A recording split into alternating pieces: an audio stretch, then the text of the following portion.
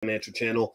That's theblackfinancialchannel.com. Today, we're going to talk about the rise in online gambling and how this is ruining a lot of young men. There's a big increase in the amount of gambling addiction that has come from a lot of these online gambling sites, the legalization of gambling, the result of the pandemic. I'm going to explain to you what's going on and just give you some warning signs about how this kind of stuff can really ruin you financially. So get comfortable, buckle up the seatbelt. We're going to get started on the Black Financial Channel right now.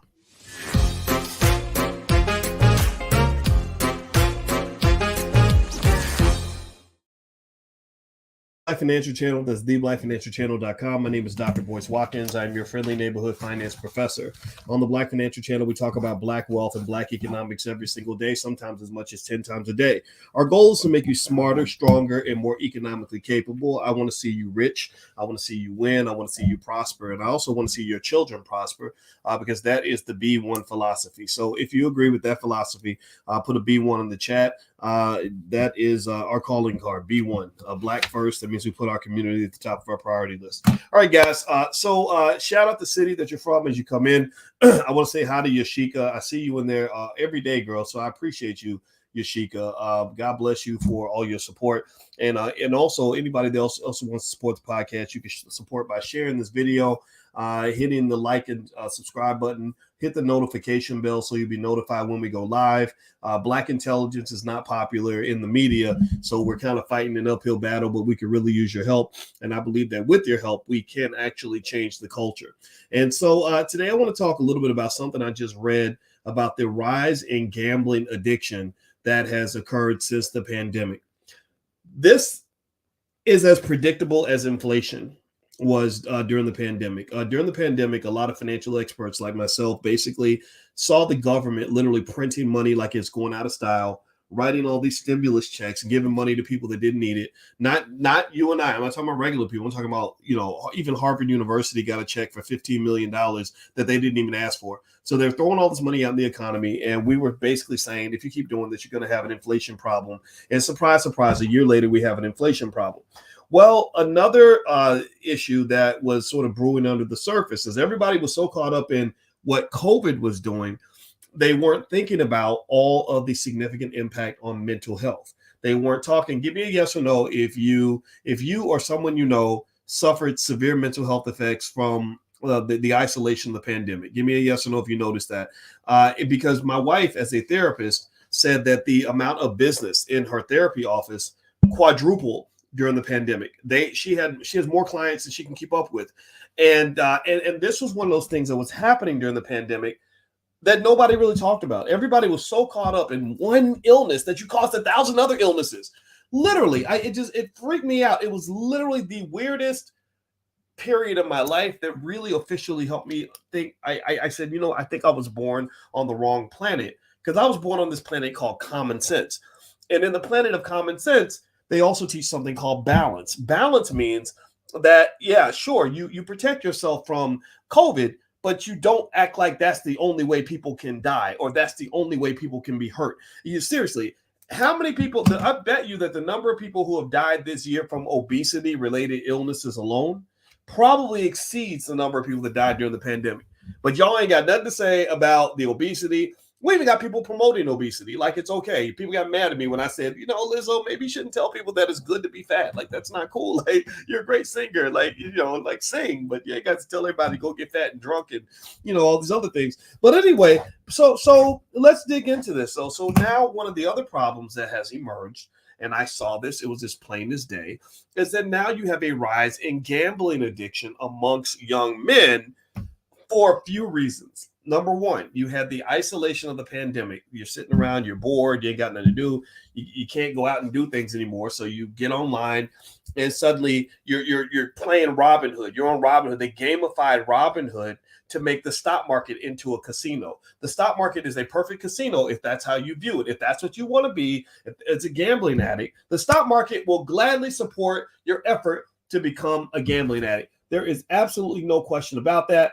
And at the end of the day, that is a reality that has been in existence for a very long time. I remember when I was in college, a long time ago, when I was an undergrad, I sat in class next to a guy who told me that he bet so much in the stock market that he had to go to Gamblers Anonymous. This was before Robinhood. This was before the internet. Actually, that tells y'all what my age is. I'm not a kid. I'm a grown ass man. I've seen a couple of things, and literally this guy in the 1980s and 90s had to go to Gamblers Anonymous because he was gunslinging in the stock market. Now, does the stock market have to be a place where you become a gambling addict? No, it does not.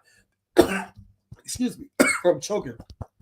So there are people like Warren Buffett who teach very stabilized, very mature methods of using the stock market as a place of wealth creation. That is another great use of the market. The stock market is a great place to build wealth on autopilot if you use it that way. If you buy and hold and just, maturely invest your assets, the stock market will make you richer than everybody in your family. This has been the continuous gospel of this platform. Most of our people don't listen. We listen because we're listening to rappers who are half of whom are broke, the other half going to jail, the other half got drug addictions, but y'all still listening to them and not listening to the smart people in your community. That's part of the reason why you have the same problems over and over and over again. So here is something I'm going to lay out but it's only for people who have common sense. If you're in this category, pull out Dr. Boyce, the finance professor, and Uncle Boyce, the OG, and I'm also going to pull out Mr. Boyce Watkins, the husband of a therapist. Give me a yes in the chat if this information can benefit you, if you want to hear this. Give me a yes. I'm looking for the people that have common sense. I'm not looking for the people that are going to get easily offended. I'm not looking for the people that want to continue the dumb shit. I'm not looking for people that don't want to advance. So give me a yes in the chat if this is information that you actually want to apply in a productive way. All right. So here's the deal. And this is another thing I forgot to mention this. My wife also happens to be an expert on addiction. She teaches college classes about addiction. So this is not just a guy arm waving on the internet. This is real science here. So a couple thoughts come to mind. Number one, the pandemic naturally led to gambling addiction for two reasons. One, you had a lot of isolated people who are very depressed. Depressed people tend to do things that give them these jolts of endorphins in their brains that make them feel better, right? Just like sex can become something you become addicted to. Alcohol is easy to become addicted to. Crack cocaine, you can become addicted to that. And also gambling. The four vices. Now pay attention, ladies. If you're thinking about marrying a man, you need to look out for the four vices. And also men, you need to look out for the four vices within yourself. The four things that I pay close attention, the way I became a quote unquote successful black man, if that's what I am, I don't know what I am, is I watched black men around me who failed. I looked at great people, great men, and I watched them crumble. And I said, what was the reason that they crumbled? It typically came down to four areas. The four things that will take a man down are an overcommitment or an addiction to sex, drugs, alcohol, or gambling. Those are the four things I've seen destroy men. Bill Clinton went down because he had to go get some what in the Oval Office, right? He could have waited till after work, but instead he needed it right there on the job. Drugs. I've seen many men go down on drugs, either selling drugs or using drugs. That's why I am very anti-drug. I think that black people we should have a clear standard to say we are very much anti-drugs. You bring drugs in our community, we're going to do what the Chinese used to do. We're going to chop your damn head off, because I really believe drugs have ruined so many of our families. Give me a yes in the chat if you've had relatives get hooked on drugs, or if you've seen somebody get killed in your family over drugs, or you've seen somebody go to prison over drugs. Give me a yes. So drugs are terrible. Drugs were deliberately laid into our community to destroy us. And for some reason, we look up to artists who will openly promote, who are paid by white and Jewish owned companies to openly promote drug addiction to your community. If that ain't in a conspiracy, I don't know what is. If that ain't some BS, I don't know what is. And I personally think y'all should be mad about that. I don't think it's like something where you should just say, well, he is making money, Dr. Boyce. He's a successful artist. He's successful. Why is he successful? Why would you look at somebody who's trying to kill your children and call them a success? That's not a successful man to me. That's a loser. So at the end of the day, you got to read the writing on the wall. So I said sex, drugs, alcohol. How many of you have the drunk uncle who has been like messing up, everything in the family for the last 20 or 30 years? How many of y'all got the uncle who sits in the basement and drinks all day and thinks that's cool because that's what he thinks other men do? All right, this is not manhood. This makes you look like an irresponsible piece of shit. Seriously, I'm sorry. Forgive me for saying this, but it's true. I've just seen it. I've seen that guy who drinks so much that he forgets to pick his kids up from school, so his kids don't respect him. He passes out in the front yard, so the kids are stepping over daddy, like daddy drunk again, right? That's not cool. There's nothing cool about all of that. And this is important because remember, this is not just an economic battle. Before you win the economic war, you must win the culture war. Before you win the economic war, you must win the culture war. And you ain't got to win the culture war in the whole black community. We ain't going to win that one. White folks got too much money. They're spending too much money mass promoting ridiculous behavior in your community. You're not going to win that big culture war. I'm not trying to win that one. What I'm saying is you got to win the culture war in your own family and in your own space. So when you talk about alcohol, there's a reason that alcohol was named the most dangerous drug in the world. It's because of all kinds of crazy things that happen when people get drunk. Megan Thee Stallion gets shot in the foot by her drunk ass boyfriend who never was taught by his daddy that you don't run around with a gun on your hip while you've been hitting the liquor bottle. You don't mix the Henny and the Glock at the same time, or you'll be doing 25 years in prison and your girlfriend might get shot in her foot. That's just not cool, not smart. But we don't talk about that enough because we're trying too hard to fit in. I don't want to fit into any of that. I don't want to fit into a failing culture. I'm evacuating the building. I'm walking away from anything that you think is black, that is negative, toxic, or harmful. I don't want no parts of that. Just call me a white boy. Tell me that I'm a Klansman. Tell me I'm acting white. I don't know what you want to call me, but I don't care. I'm walking away from all of that because I don't want to see my children traumatized. I don't want to see the people I love have a worse life because I was in it. I want their lives to be better because I was in it. So no, you're not going to hear about Dr. Boyce with the Henny in one hand and the Glock in the other that shot Dr. Alicia in the foot because he out here just tripping because he think he the man because he got a couple rap albums and 50 gold chains around his neck. Well, let's just see how that all plays out for you when you up in the penitentiary, bro, because this is not cool. I feel sorry for you because your father should have told you these things. And so anyway, let's move on. And I you know what, I'm gonna tell you the truth. If I seem a little triggered by it, I really am. It's because my whole life I spent time fighting against men. I remember one time I was sitting with a guy, and I think he might have been a dope dealer. He kind of had that old fake bravado about him or whatever. We don't know what he did. I know he had a lot of money, and nobody knew exactly how he got all this money. And I remember he offered me a drink. And I was in Guyana. And now this was not an African-American man, so we can't put this on African-American men. He was from Guyana. And he offered me a drink. And I said, nah, man, I don't drink. I'll take some water. And he said, well, in Guyana, we'll make fun of you if you don't drink and you're a man and you don't drink. And I said, well, I make fun of you because you look ridiculous when you get sloppy drunk. Like, I don't want to be out here breath stinking, acting a fool, embarrassing myself and my family. So no, pass me the water. And Shaquille O'Neal, to his credit, did that. He went on Drink Champs, which I don't like that show because I don't like the idea that you want to show like you're proud of how quickly you are destroying your liver. Like you're proud of how quickly you're pushing yourself to an early death. Why the hell do you want to be a champion at something so terrible and toxic? Why not just say, I get a little drink every now and then, or I might drink a little beer or a little wine or a little vodka or whatever every now and then.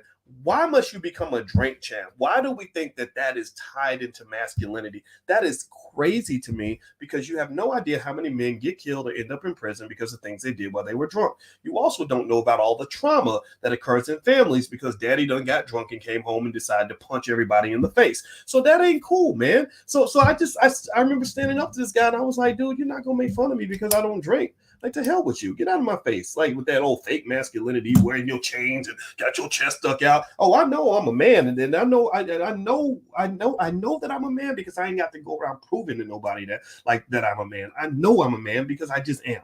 So anyway, let me keep going. Let me get to y'all done got me triggered, man. Do me a favor, hit the thumbs up button, thumbs up, share, subscribe. This platform's actually on Spotify and also on Apple. If you want to listen to this podcast, just look up the Dr. Boyce Breakdown. You can find it there. Also, just a reminder, I have a book out called The 10 Commandments of Black Economic Power. You can get a copy on Amazon. Feel free to go to Amazon, or you can go to drboycebooks.com. It's totally up to you if you want to take a look at any of the books that I have. I want to make sure you guys know about that. All right, so the last of the 4 vices. So I mentioned the 4 things that can bring a man down, and this is important for any man that wants to be successful, so we mentioned sex. So sex is cool, But sex with too many women in too many places will get you in trouble. It'll get you a lot of diseases, a lot of baby mama drama, a lot of terrible distractions, and you might luck out and actually get a false accusation, some sort of Me Too situation where you get accused of something that you did not do. So drugs, bad, because drugs take you out of your right mind. A man cannot be intelligent or strategic when he's high on drugs. He also is not an asset to his family. He becomes a liability because you can't love the people next to you because you're too much in love with the cocaine. The alcohol, equally bad. We talked about alcohol a second ago, so I'm not going to reiterate that. The fourth one, and this is the topic of this conversation, is gambling. Gambling. I remember my father, who is a person who actually overcame a drug addiction. He actually was addicted to heroin when he came back from Vietnam. And I remember him telling me that a gambling addiction is the worst addiction that a man can actually have. He said that, and here's my experience that corroborates my father's point. And I'm speaking on this also as a financial guy. The problem with gambling addictions is that it opens that door for you to put yourself in such a depressing financial hole that literally you could work your job for the next 800 years and never get out of that hole. There's a reason why you hear so many suicides that occur when someone has a gambling addiction, or if you watch shows like not Triggered, what was that show? Snapped. Shows like Snapped or American Greed. Every now and then you'll see an episode about a man who was who murdered his wife, right? But he was on TV crying because his wife disappeared or whatever. But he might have murdered his whole family, collected the insurance money, and they find out that what drove him to do these things was partly a gambling addiction that put him so far in debt that the only way he was able to deal with it or to confront it is to get a big check from the insurance company. Now, I'm not saying that the gambling addiction is going to make you kill anybody. I'm saying that it's a horrible place to be. And the thing is, once it sucks you in, it's kind of hard to get out of it. And if you talk about really destroying your generational wealth, it's a big destroyer. The only person I've ever seen have a gambling addiction that didn't end up in a crazy situation was Michael Jordan, maybe because he has so much money. But then again, when his father died, a lot of people wondered if there was a connection. I'm not going to make that assumption at all. I know people that know Michael Jordan, so I'm going to totally walk away from that one. But at the same time, most of the time, gambling addictions put people in a financial grave. Antoine Walker, who hung out with Jordan, used to gamble like crazy. Antoine Walker made $100 million in the NBA. He ended up broke. So what is happening now is that since the pandemic, there's a study. There's the article that I read was in the Wall Street Journal, and they said that there has been a massive rise in gambling addictions amongst young people. And they say gambling and gambling problems are surfacing amongst young men in particular. Increasingly teenage boys, say counselors, therapists, and addiction experts. They cite the rise in time spent online during the pandemic, the legalization of sports betting in a growing number of states, and the increasing presence of gambling-like elements in video games. So here's the thing.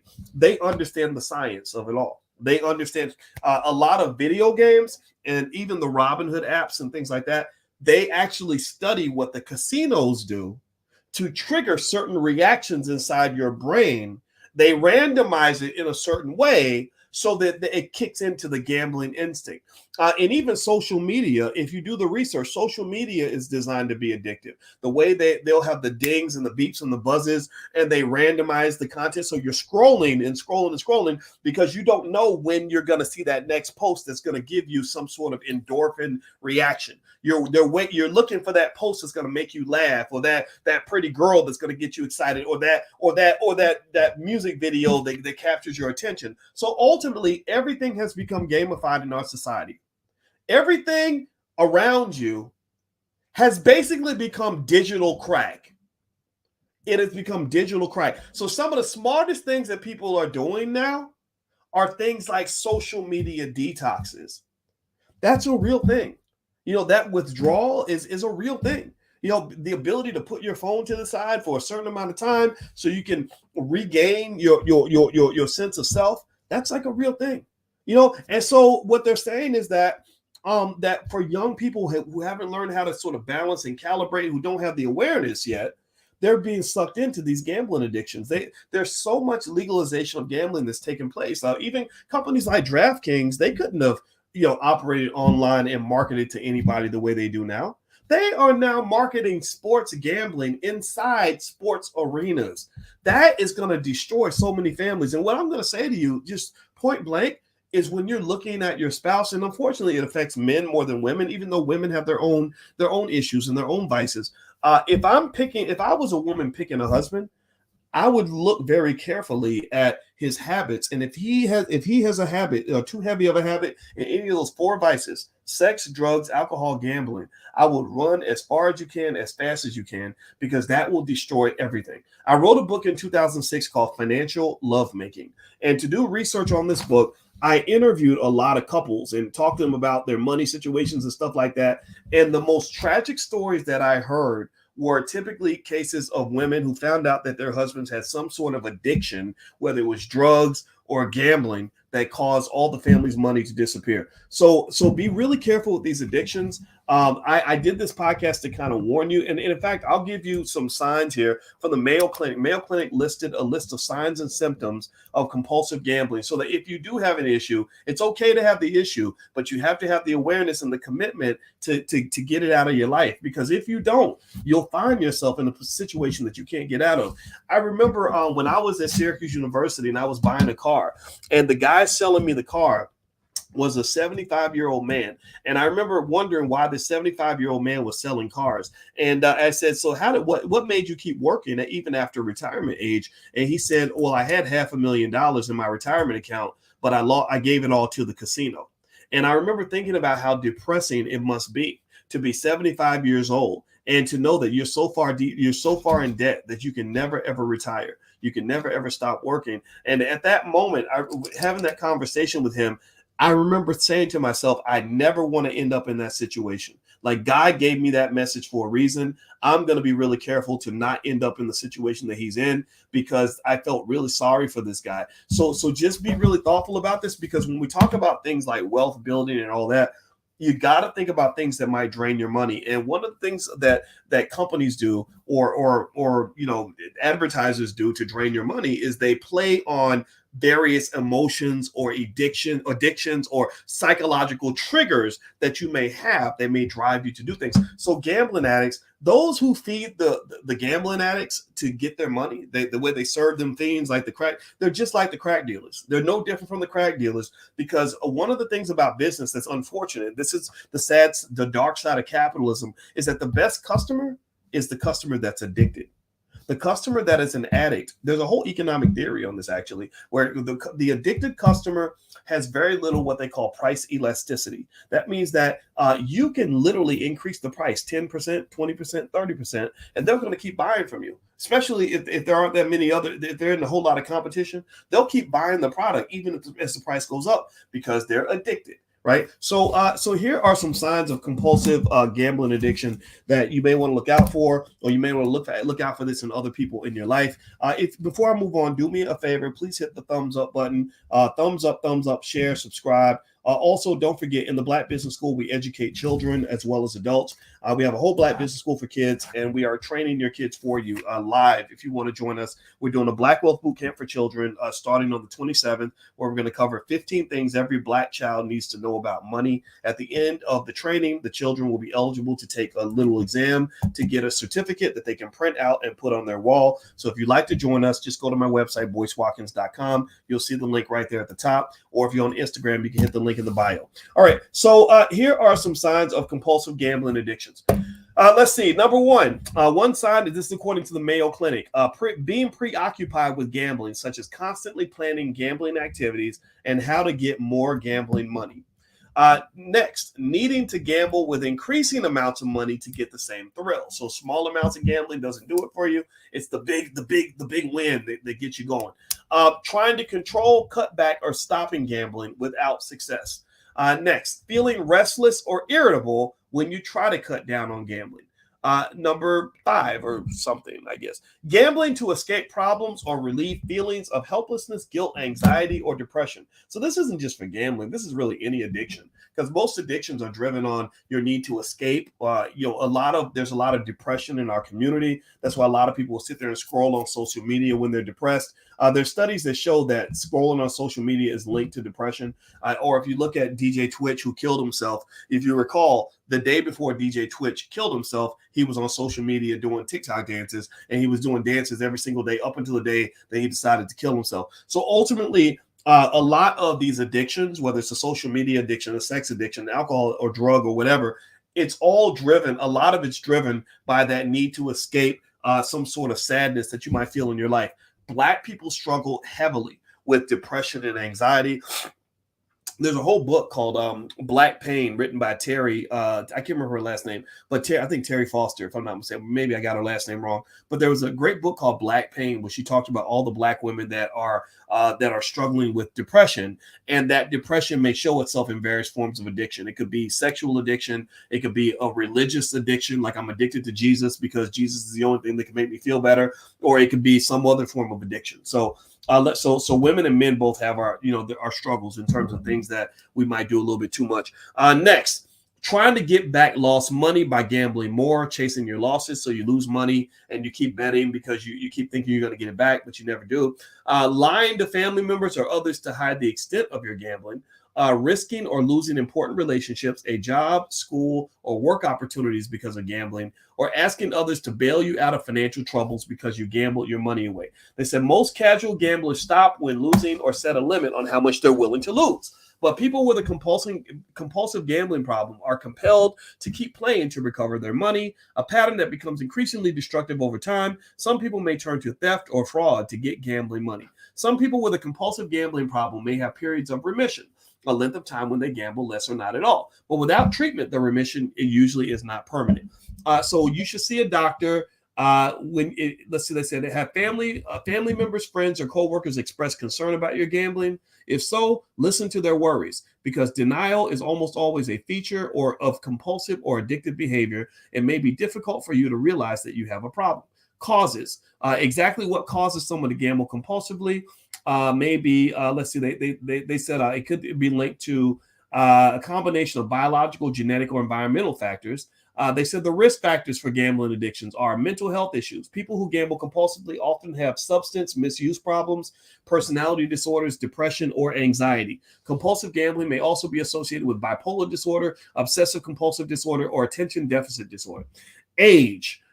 So actually, when they talk about ADHD, it makes me think about all the Black boys that they put on those drugs when they were young. And I feel like it opens that door for other drugs when they get older.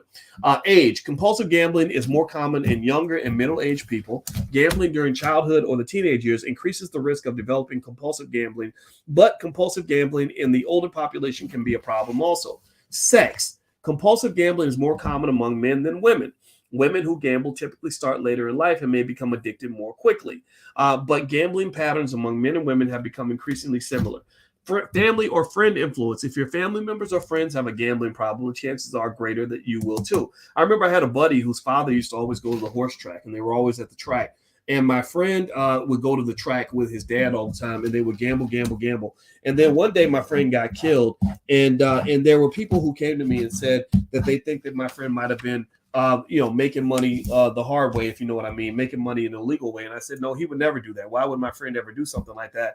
And then I thought about that gambling addiction. I thought about that compulsive gambling that I saw from his father, the way it affected him. And it made me then think like maybe there was the possibility that maybe he made some bad choices in order to get the money he needed to gamble. I don't know if that's true or not. It could be all speculation, but it did make me think and reflect honestly. So a lot of times the way you end up in various forms of economic slavery, or doing things that are out of character, or doing things that are going to get you in a bad situation, typically come from having some sort of financial vulnerability, right? Some sort of financial vulnerability. It may be a vulnerability in your soul. Maybe because your self-esteem is low, you feel like you got to buy Gucci or buy Louis or buy Henny or whatever, or some luxury brand in order to feel better about yourself. Or maybe your financial vulnerability is that your parents never left you any wealth. They never taught you anything about economics. They did not invest for you. So you're out here in the world and you have no money. So if you don't have money, then next thing you know, you're sleeping with some fat, ugly man in order to get your rent paid. And it's making you feel worse about yourself. But you're doing what you got to do. Right. But you're not really kind of doing what you got to do, but you're doing what you feel like you want to do, or that you kind of sort of need to do because you put yourself in, or somebody put you into a bad situation or to a corner. So there's some other vulnerabilities. So here they're saying that some of the vulnerabilities to compulsive gambling may be, some things like mental health issues or influence from your friends or family, or maybe, let's see, they're talking about personality characteristics. Now, some complications of compulsive gambling can have profound and long-lasting consequences for your life, such as it can affect your relationships, it can cause financial problems, it can cause legal problems or imprisonment, poor work performance or job loss, poor general health, suicide or suicide attempts or suicidal thoughts. So a lot of times when somebody might kill themselves, I'm always wondering, where were they financially? There's one of the three key areas I imagine that will lead to a person taking their life. In a lot of cases, it might be something serious financial that you can't get out of. It might be, in fact, I think the OJ Nicole situation, I believe that might have been linked to drugs or money or both. Or something going on with your relationships, maybe like a bad marriage. You see people, a lot of times when people get killed, they're killed by someone who loved them a couple months earlier, right? Another area would be your health, maybe just your physical, your mental health is going bad, obviously, right? So generally speaking, the reason I'm sharing this with you all is because I just kind of think that an awareness of these things, I don't think I know that having an awareness of things like addictions can protect you, not just from what you do, but also from what the people around you do. There's a concept that we've talked about on this platform that I worked on extensively during my dissertation process, which was called financial contagion. Financial contagion. Financial contagion, one manifestation of that is that your outcomes aren't just a product of what you do. Your outcomes are a product of what people around you do. Right? The people around you can ruin you just as fast as you can ruin yourself. If you want to know what I'm talking about, think about how many people ended up getting 30 years in prison on a RICO charge because their boyfriend or their girlfriend was dealing drugs, or they made a phone call and got wired into some sort of conspiracy. And next thing you know, they're going down to, or maybe somebody got shot because you're in the car and you're dating somebody who is involved in stuff that you're not, that you know nothing about, right? Or maybe you marry somebody who has vices and is making bad choices, and next thing you know, the family finances are in the toilet because you married an idiot who is messing up your money, right? So ultimately, that financial contagion means that awareness is critical for anybody that wants to get ahead. You have to have awareness of not just what you do, but awareness of what the people around you are doing. And you have to also have enough self-respect and self-esteem to protect that what you have going on. So I would link it, for example, to something like sexual promiscuity. If you are just laying down with anything with a big butt and a smile, or you're laying down with any man who can charm you with a couple of fancy words or some alligator shoes or whatever the hell, because he got a little swag. Next thing you know, you're letting his infected penis go inside your body, and his spirit and his physics are being injected inside of you. And then next thing you know, you're carrying around all the baggage he's created in his life. Well, that to me is a self-esteem issue to some extent, because if you really value yourself, you're not going to expose yourself to things that can ruin you in that way, or that can taint you in such a way that after you walk away from that situation, nobody else is going to want to be around you, because now you're infected in more ways than one. I'm not making fun of anybody. I'm not dogging anybody for their choices, because I think these can apply to both men and to women. But when I learned how to value who I was, and value my dreams, or value my finances, and value my health physically and mentally, I started learning how to say no to people. I started learning how to say, no, I don't want no parts of that. Just this month, there's a multimillionaire that wanted to work with me on something, and I probably could have made some money, but I said, I don't like you. You're not good for you stress me out. You get on my nerves. You do terrible business. I don't want to be around that. I don't want those kinds of problems, and so generally I would encourage you in those three major areas of your life that you're trying to be successful in, that they're all connected: your health, your wealth, and your relationships. Keep that contagion concept in mind, because it's very hard to be successful when you're surrounded by a lot of people who are determined to be unsuccessful. It's very hard for you to be financially well off when you're surrounding yourself with people who are economically destructive. On the flip side, if you're surrounded by people who are doing great things and making good choices and winning on every level, then that's going to naturally elevate you. That won't make you feel like you're swimming against the stream. And it's important that Black people, that we develop this awareness, because you've got a lot of sick people in your community. You have a lot of sick people who are committed and addicted to very toxic, destructive habits because they haven't had the time to really think through and realize, wait a minute, if I keep doing this, this is going to kill me. And think about this. Think about how many ways society works to kill Black people. Like, even the food that is being served on your street is full of all kinds of toxic shit that's going to give you cancer by the time you're 65 years old. Really? Like, so how do you walk away from it? It's hard. It takes a lot of awareness to do that. You know, and that's just the food. I'm not even talking about the violence and the music and the financial irresponsibility and the promotion of ignorance and the way people make fun of you. And I think you're acting white because you actually want to make sure your kids know how to read and have a wealth plan for them and things like that. It's terrible. It is absolutely terrible. So right now, what I'm saying to you, and I'm going to end this conversation here, is I'm not preaching to people who don't want to hear it. I have no interest in trying to convince people to change their mindset. I can't do that. I'm not persuasive enough. I ain't charming enough. I ain't good looking enough. I am here to preach to the damn choir. That's it. I'm here to talk to people who already kind of understand or want to understand more or have some respect for the authority I might present as a professor and as a father and as an OG, as a 51-year-old Black man who gives a shit. Like, I'm talking to those people and saying, okay, here's what we need to look out for. Here's how our team can win. Here's what you can do to avoid the people out there that don't want the best for you. That's all I know how to do. I can't build bridges. I'm not very diplomatic. I lose friends every day. I tried to work on it. I tried to learn how to become a better person or whatever, but it's hard. Sometimes I just end up being the asshole who said that Lizzo shouldn't go around promoting obesity and embarrassing Black women in that way. So yes, I will be public enemy number one. I'm totally okay with that. In fact, I came to terms with that nonsense back 25 years ago when I realized that 70% of the Black men that were around me were guys I could not hang out with because you think that drinking and hoeing and smoking all day is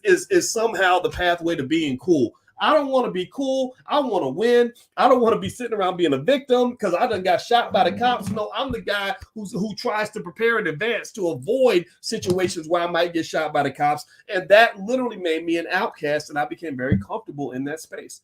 White people didn't like me because they feel like I'm too radical and Black, and they think Black love means you hate white people, and that's fine. So they abandoned me. And then a lot of Black people abandoned me. But it's okay because I'm winning and I can get up and smile every day. And I love my wife and I love my kids, and I'm genuinely happy with my life.